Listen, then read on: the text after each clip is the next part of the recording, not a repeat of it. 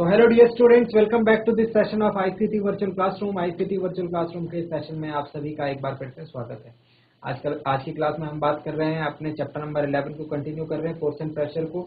अपनी पिछली क्लास में हमने जो जो बातें करी थी उनको आगे और डिस्कस करेंगे और नई चीज़ों को आज की क्लास में हम समझेंगे। तो मैं उम्मीद करता हूँ आप सबके साथ फिट फाइन हेल्दी होंगे, बिल्कुल रेडी होंगे क्लास के लिए। चलिए आज की क्लास को स्टार्ट करते हैं और चलते हैं अपनी स्क्रीन के ऊपर। अपनी पिछली क्लास में जो बातें हमने करी थी उनको एक बार क्विकली हम देख लेते हैं। हमने डिस्कस किया था बैलेंस्ड और अनबैलेंस्ड फोर्सेस को, है ना। फोर्स के बारे में हमने बातें करी थी कि फोर्स क्या क्या चीज़ें फोर्स में रिक्वायर होती है। ठीक है, आज हम टाइप्स ऑफ फोर्स को डिस्कस करेंगे, है ना। जो मैंने आपको बताया था कि फोर्स कितने टाइप्स के होते हैं। फोर्स हमारे पास दो टाइप्स के होते हैं, कॉन्टैक्ट और नॉन कॉन्टैक्ट।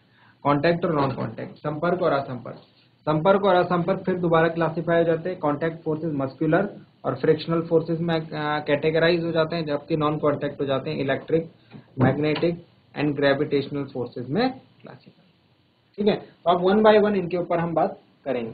चलिए, तो सबसे पहले हम देखते हैं कॉन्टैक्ट फोर्स। कॉन्टैक्ट फोर्स में हम क्या देखते हैं कि जब हम फोर्स को कुछ इस तरीके से लगाएं, बल को कुछ इस तरीके से लगाएं कि दोनों ऑब्जेक्ट्स एक दूसरे के सीधे सीधे कॉन्टैक्ट में हो। जैसे अगर सपोज बात करें, अगर आपको किक मारनी है फुटबॉल को, तो आपको अपने पैर से फुटबॉल को कांटेक्ट में लाना पड़ेगा, मतलब उसको टच करना पड़ेगा, है ना। जैसे अगर आप किसी फ्लोर के ऊपर खड़े हैं तो फ्लोर के ऊपर आप क्या कर रहे हैं, फोर्स लगा रहे हैं। जैसे आप किसी बैग को खींच रहे हैं तो आपको उस बैग को पकड़ना पड़ेगा, कांटेक्ट में आना पड़ेगा उसके, है ना। जैसे कोई अगर कराटे का प्लेयर अगर बर्फ को ये ईंटों को तोड़ रहा है तो ईंटों को तोड़ने के लिए उसको अपने हाथ को ईंटों पर मारना पड़ेगा, है ना, उसके कांटेक्ट में लाना पड़ेगा। तो ये सारे के सारे कांटेक्ट फोर्सेस हैं। कांटेक्ट फोर्सेस की हम डेफिनेशन क्या दे सकते हैं, a contact force is a push और पुल। मतलब एक फोर्स होता है अप्लाइड बाय वन ऑब्जेक्ट, कोई एक ऑब्जेक्ट इसको लगाता है। जैसे यहाँ पर ये आदमी इसको लगा रहा है, यहाँ पर ये, यहाँ पर ये और यहाँ पर ये, है ना। जो भी काम कर रहा है, जो किक मार रहा है, जो भी फोर्स लगा रहा है, जो भी काम कर रहा है वो फोर्स लगाता है। That is force applied by one object on another object, किसी दूसरे ऑब्जेक्ट पर, दैट इज टचिंग इट। मतलब वहां पर टच होना चाहिए दोनों ऑब्जेक्ट को एक दूसरे के साथ, यानी कि सीधे संपर्क में आना चाहिए। ठीक है, सीधा संपर्क यहाँ पर होना चाहिए भाई, इसीलिए इनको हम संपर्क बल भी कहते हैं। हिंदी में क्या नाम देते हैं इनका, संपर्क बल, कांटेक्ट फोर्सेस। चलिए नोट डाउन करेंगे इसे, कांटेक्ट फोर्सेस को।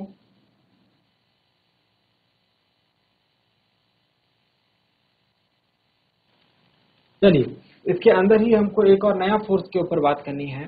ठीक है, मस्कुलर फोर्स, है ना।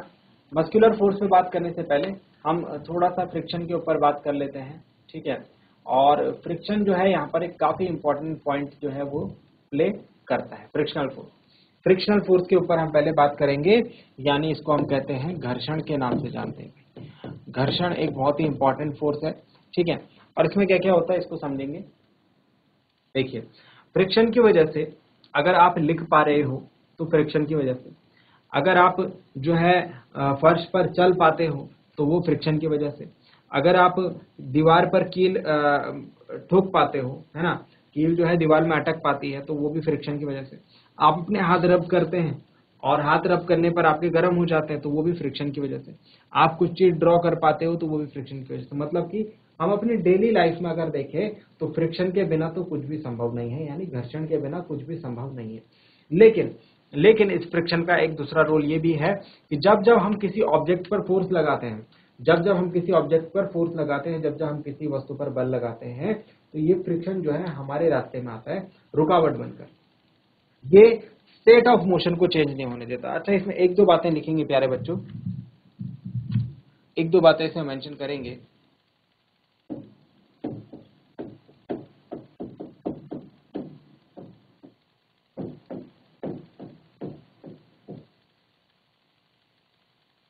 घर्षण, घर्षण से रिलेटेड कुछ बातें अगर आपको डिस्कस करनी है तो उसको समझते हैं हम। ठीक है, तभी आपको घर्षण जो है समझ में आएगा, फ्रिक्शन का जो कॉन्सेप्ट है वो समझ में आएगा। प्यारे बच्चों, हम देखते हैं किसी भी वस्तु की गति की दो अवस्थाएं होती है, किसी भी वस्तु की गति की दो अवस्थाएं। मतलब अगर हम देखें कि वस्तु को गति के हिसाब से कि वस्तु गति कर रही है या नहीं कर रही है, या तो वस्तु गति कर रही होगी या तो नहीं कर रही होगी, यही दो चीजें तो पॉसिबल हैं। तो इसको हम कहते हैं गति की अवस्था।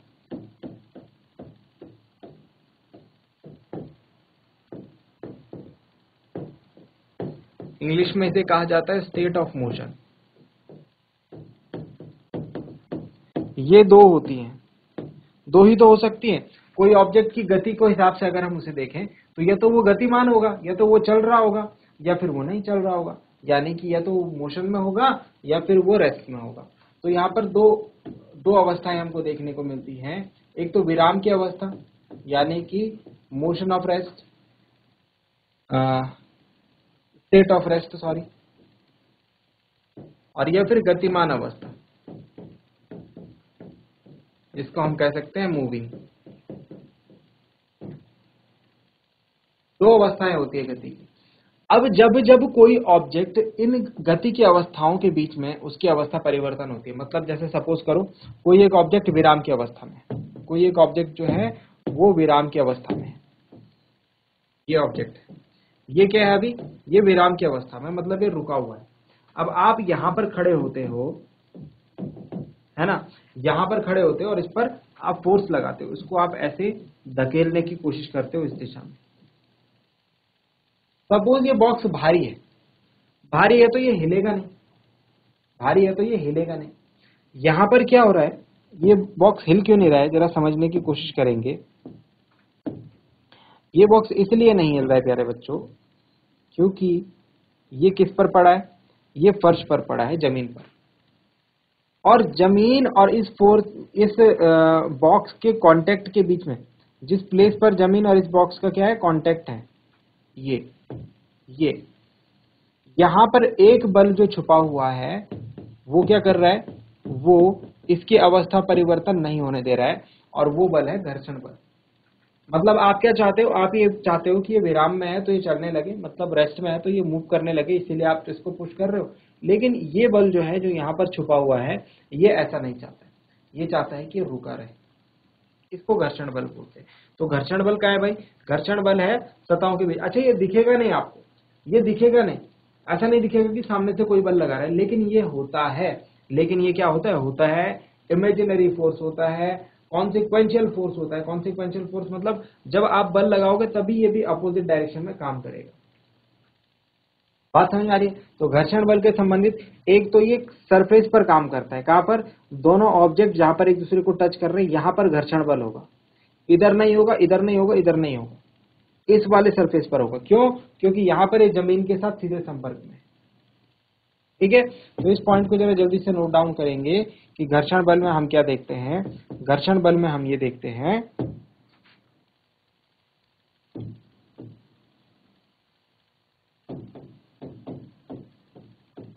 घर्षण बल यानी फ्रिक्शनल फोर्स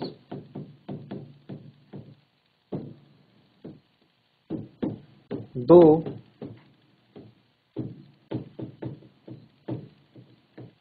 वस्तुओं की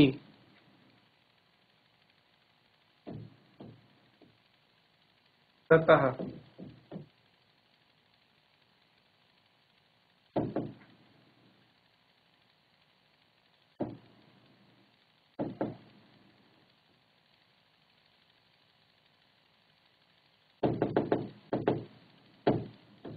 पर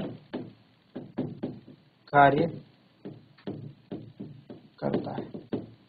दो वस्तुओं की सतह पर, म्यूचुअल सतह मतलब जो ये एक दूसरे के साथ शेयर कर रहे हो, ये वाली सतह, ये वाला सरफेस। ठीक है, तो एक सरफेस फिनोमिना हो गया, एक सरफेस वाला फोर्स हो गया। नोट डाउन करेंगे दोनों पॉइंट्स को जरा जल्दी से।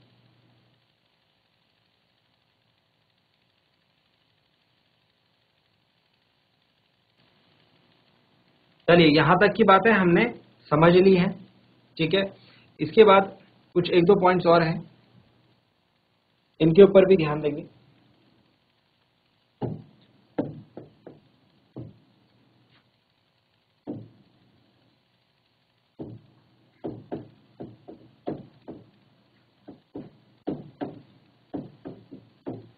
घर्षण बल सदैव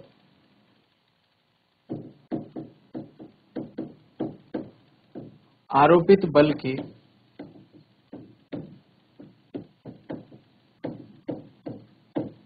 विपरीत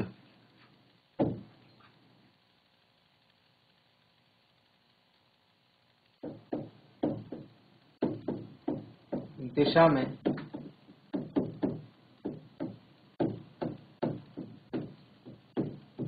कार्य करता है। मतलब यहां देखो, ऑब्जेक्ट पर हमने फोर्स लगाया था इधर, घर्षण बल काम कर रहा है इधर, इधर को, ठीक है। तो हमेशा ऐसा होगा, जिस डायरेक्शन में हम फोर्स लगाएंगे उसके ऑपोजिट डायरेक्शन में, उसके विपरीत दिशा में घर्षण बल कार्य करेगा, ठीक है। और इंग्लिश में इस पॉइंट को लिख सकते हैं, frictional force always act in the direction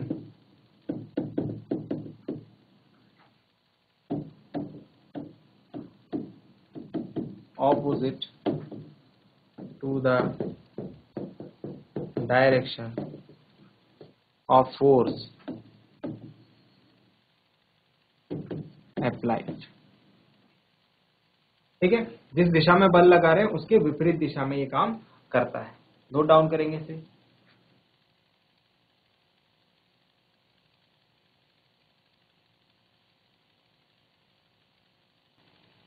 चलिए, और एक और बात, हम लोग इसको यहाँ पर क्यों पढ़ रहे हैं? हम लोग इसको यहाँ पर इसलिए पढ़ रहे हैं क्योंकि, फिर से ध्यान दो, ये और ये दोनों सरफेस क्या है, सीधे सीधे कांटेक्ट में है, यानी एक दूसरे को टच कर रहे हैं। और टच कर रहे हैं मतलब कौन सा फोर्स है? ये टच कर रहे हैं मतलब ये है कांटेक्ट फोर्स, ठीक है। तो ये क्या है? इट इज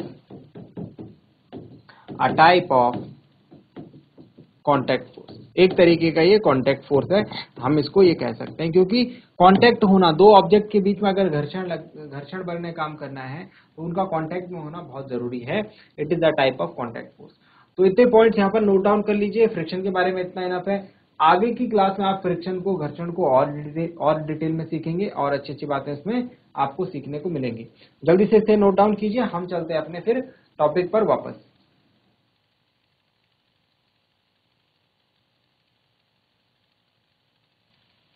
चलिए, अब आते हैं वापस अपने टॉपिक पर। तो हम क्या बात कर रहे थे? आप सारे ही केसेस में देख रहे हैं, कांटेक्ट जो है यहाँ पर दो ऑब्जेक्ट्स के बीच में, कांटेक्ट जो है वो एकदम सतह, एक ऑब्जेक्ट दूसरे ऑब्जेक्ट के बिल्कुल सरफेस के कांटेक्ट में है, तो यहाँ पर फ्रिक्शन फोर्स लग गया। भाई ये बात हमारी समझ में आ गई। अब वापस चलते हैं अपने टॉपिक के ऊपर, है ना। वापस चलते हैं कांटेक्ट फोर्सेस के ऊपर।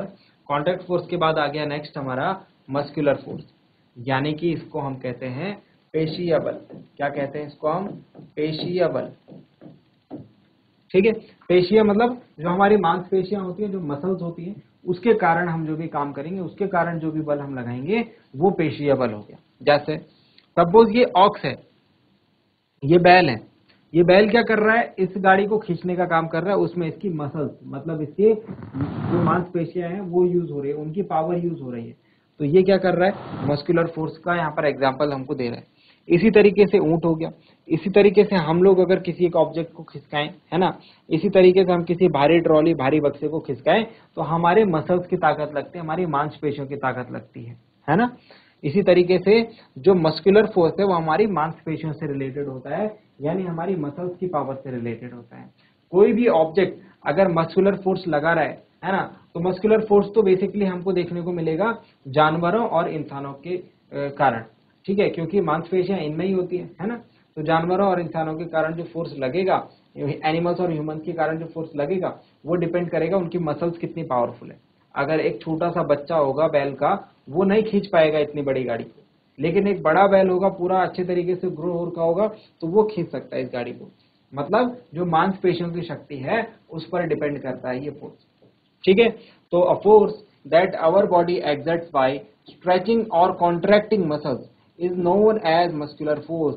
जब हमारे बॉडी की जो मसल्स हैं वो स्ट्रेच हों, वो खींचें, या फिर वो संकुचित हों, स्ट्रेच हों या फिर कॉन्ट्रैक्ट हों, इस केस में जो बल हम बोलते हैं, जो बल काम आता है, वो आता है मस्कुलर फोर्स, पेशीय बल।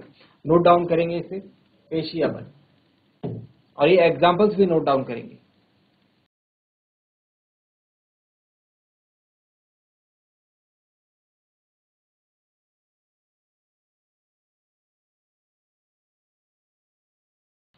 चलिए, मस्कुलर फोर्स के बाद अब हम कॉन्टैक्ट फोर्स में अप्लाइड फोर्स को भी डिस्कस करते हैं। अप्लाइड फोर्स क्या होता है? देखो, अप्लाइड फोर्स कॉन्टैक्ट फोर्स ही होगा जब एक ऑब्जेक्ट दूसरे ऑब्जेक्ट पर फोर्स अप्लाई करेगा। मतलब जैसे मैं किसी चीज को खींच रहा हूँ, किसी चीज को पकड़कर खींच रहा हूँ या फिर किसी चीज को पकड़कर धकेल रहा हूँ, तो इस केस में जो मैं फोर्स लगा रहा हूँ वो अप्लाइड फोर्स जाना चाहेगा। उसको हम क्या बोलेंगे? अप्लाइड फोर्स, यानी कि आरोपित बल बोलते हैं इसे हिंदी में। तो ध्यान से सुनेंगे, is a type of contact force. ये एक कॉन्टैक्ट फोर्स ही होगा। अगर आप कॉन्टैक्ट फोर्स ही से बोलो तो भी गलत नहीं है, बात सेम है। In which one object directly pushes और पुल्स अनदर ऑब्जेक्ट। मैंने आपको बताया ना, जैसे मैं किसी ऑब्जेक्ट को सीधे ही धक्का मार रहा हूं तो मेरे हाथ जो है उसको डायरेक्ट टच कर रहे हैं, मतलब सीधे कॉन्टैक्ट में है। या फिर मैं किसी चीज को खींच रहा हूं डायरेक्टली, तो इस केस में जो मैं फोर्स यहां पर लगा रहा हूं वो कॉन्टैक्ट फोर्स भी होगा, मस्कुलर फोर्स भी होगा, साथ ही साथ अप्लाइड फोर्स भी होगा। ठीक है? तो ऐसा नहीं कि कोई एक टाइप का फोर्स हो गया तो दूसरे टाइप का उसमें नहीं हो सकता। मतलब जैसे सपोज मैं किसी बॉक्स को धक्का मार रहा हूं या फिर दीवार को पुश कर रहा हूं, तो वहां पर मेरी मसल्स का यूज हो रहा है ना, मेरी मांसपेशियां थक रही हैं, उनमें कॉन्ट्रैक्शन और स्ट्रेचिंग हो रही है, तो मस्कुलर फोर्स वहां पर है।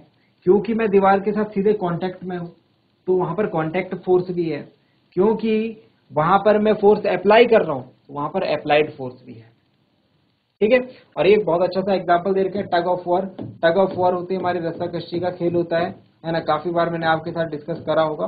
तो इस गेम में भी आप क्या करते हैं? रस्सी को खींचने का काम करते हैं। तो यहाँ पर अप्लाइड फोर्स आप यूज कर रहे हैं, इसको भी नोट डाउन करेंगे। नेक्स्ट हम बात करते हैं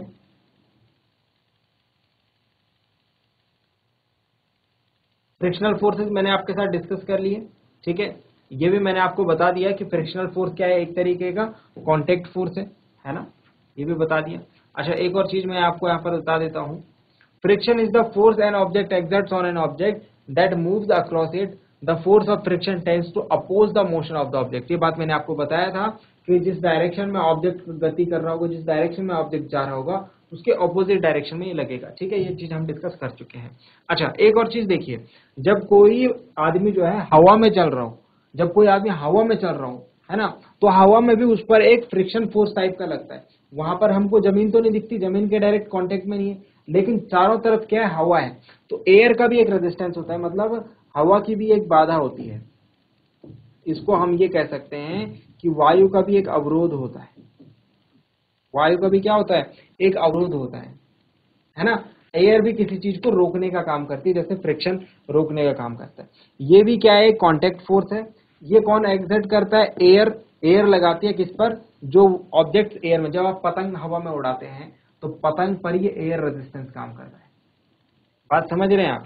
जैसे फ्रिक्शन जो है, फ्रिक्शन ही जो है एयर रेजिस्टेंस के इक्वल है। इसी तरीके से अगर कोई ऑब्जेक्ट हवा में गिर रहा है तो एयर क्या काम करती है? एयर काम करती है उसको रोकने का, है ना। बट वो रोकेगी नहीं रोकेगी ये दूसरी चीज है। ये डिपेंड करता है कि उस ऑब्जेक्ट का मास कितना है, कितना भारी है, कितना हल्का है। अगर आप एक हल्का सा कागज फेंकेंगे तो एयर उसको रोक पाएगी, मतलब वो कागज सीधे जाकर नीचे नहीं गिरेगा, वो ऐसे ऐसे ऐसे ऐसे घूम घूम करके गिरेगा। लेकिन अगर आप एक भारी पत्थर को छोड़ते हैं हवा में तो वो सीधा नीचे गिर जाएगा, मतलब एयर उसको नहीं रोक पाएगा फ्रिक्शन। बात समझ रहे हैं? तो एयर भी क्या करती है? हवा भी जो है किसी चीज को, मोशन को रोकने का काम करती है, किसी ऑब्जेक्ट के मोशन को। यहां से आप समझ सकते हैं ये व्यक्ति जो है एयर रेजिस्टेंस का यूज करके, हवा के जो अवरोध है उसका यूज करके आराम से हवा में उड़ते रहता है अपना पैराशूट लेकर के। ठीक है? अब आ जाते हैं नॉन कॉन्टेक्ट फोर्सेस के ऊपर। नॉन कॉन्टेक्ट फोर्सेस में हम बात करेंगे ऐसे फोर्सेस की जहां पर कि दो ऑब्जेक्ट्स के बीच में हमको डायरेक्ट कांटेक्ट देखने को नहीं मिलेगा, डायरेक्ट कांटेक्ट देखने को नहीं मिलेगा। इसमें आ जाते हैं magnetic force, gravity, electric force. Magnetic force, gravity और electric force. A force that pushes और pulls an object without touching it. यहां पर टचिंग नहीं होगी, मतलब कि दो ऑब्जेक्ट जिनके बीच में बल काम कर रहा है, जो एक दूसरे को धकेल रहे हैं, खींच रहे हैं, वो एक दूसरे को छुएंगे ही नहीं। ठीक है? It is a non contact force. जल्दी से डेफिनेशन नोट डाउन कीजिए। तो इसमें सीखने के लिए काफी सारी बातें, जल्दी से इसको नोट डाउन करेंगे।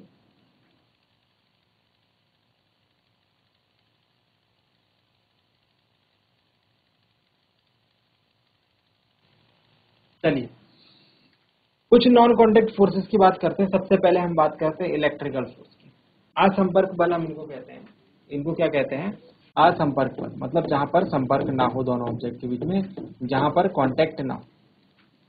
ठीक है, इसमें सबसे पहले इलेक्ट्रिकल फोर्स यानी कि वैद्युत बल को हम पढ़ रहे हैं। अच्छा, वैद्युत बल कैसे काम करते हैं जरा ध्यान से देखेंगे।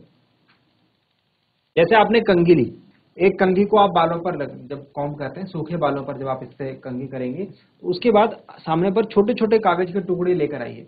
ये क्या होगा, इस कंघी पर चिपक जाते हैं। इसके थ्रू हम इलेक्ट्रिकल फोर्स को समझते हैं। This is the force acts between objects that are electrically charged. It is the type of non contact force. देखिए आसान भाषा में समझाने की कोशिश करता हूं।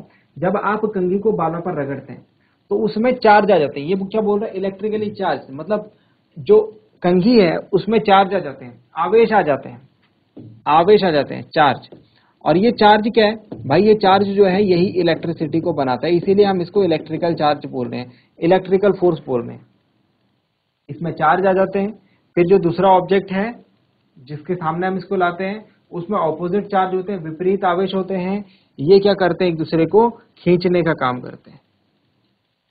ये क्या करते हैं? एक दूसरे को खींचने का काम करते हैं। तो जैसे हम बालों पर कंघी, सूखे बालों पर कंघी लगाते हैं और उसके बाद छोटे छोटे कागज के टुकड़ों पर लेकर आते हैं, तो क्योंकि इसमें चार्ज आ गया है, क्योंकि ये आवेशित हो गई है, ये क्या करती है? इन कागज के टुकड़ों को अपनी तरफ खींच लेती है। यहाँ पर हम जिस फोर्स का नाम देखते हैं वो फोर्स है इलेक्ट्रिकल फोर्स। बहुत इंपॉर्टेंट है। Objects with charges tend to repel one another, objects with unlike charges attract. देखिए यही यहाँ पर ये कह रहा है कि यहाँ पर पुश भी हो सकता है, पुल भी हो सकता है। मैं आपसे, अगर आपकी समझ में ये बात आ रही है तो ठीक है, नहीं तो इसको हम अगली क्लास में पढ़ेंगे, आगे की क्लासेस में। अभी आपको ये चीज नहीं समझनी है, ये समझना है सिर्फ कि इलेक्ट्रिकल फोर्स होता क्यों है। इलेक्ट्रिकल फोर्स होता है ड्यू टू चार्जेस, आवेशों के कारण। ठीक है, तो जब आप देख रहे हैं यहाँ पर ये एक दूसरे को खींच रहे हैं, लेकिन ये एक दूसरे के टच में है क्या? नहीं, दूर है थोड़ा, कंघी थोड़ा दूर है किससे? कागज से। तो नॉन कांटेक्ट, मतलब संपर्क यहाँ पर सीधा सीधा नहीं है। जब ये चिपक जाएंगे तब इसके ऊपर आ जाएंगे, लेकिन जब इसको खींच रहे हैं तब एक दूसरे के संपर्क में नहीं है। तो इसीलिए असंपर्क बल है। इसको जल्दी से नोट डाउन करेंगे। An electrical force is the force acts between objects that are electrically charged. ये चार्ज की बात जरूर लिखेंगे। It is a type of non contact force. जल्दी से लिखिए, इतना पॉइंट आप लिखिए बस, इसमें ये आपके लिए इनफ रहेगा।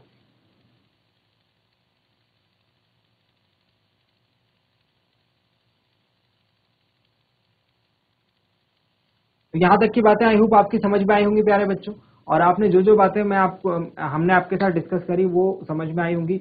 आपको क्या करना है, घर से एक बार उसको रिवाइज जरूर करना है। अगली क्लास में इससे आगे की बातें सीखेंगे और भी इंपॉर्टेंट और इंटरेस्टिंग टॉपिक को डिस्कस करेंगे। आज के लिए इतना ही, मिलते हैं अगली क्लास में। क्लास से जुड़ने के लिए आप सभी का बहुत बहुत धन्यवाद। Thank you very much and have a nice day.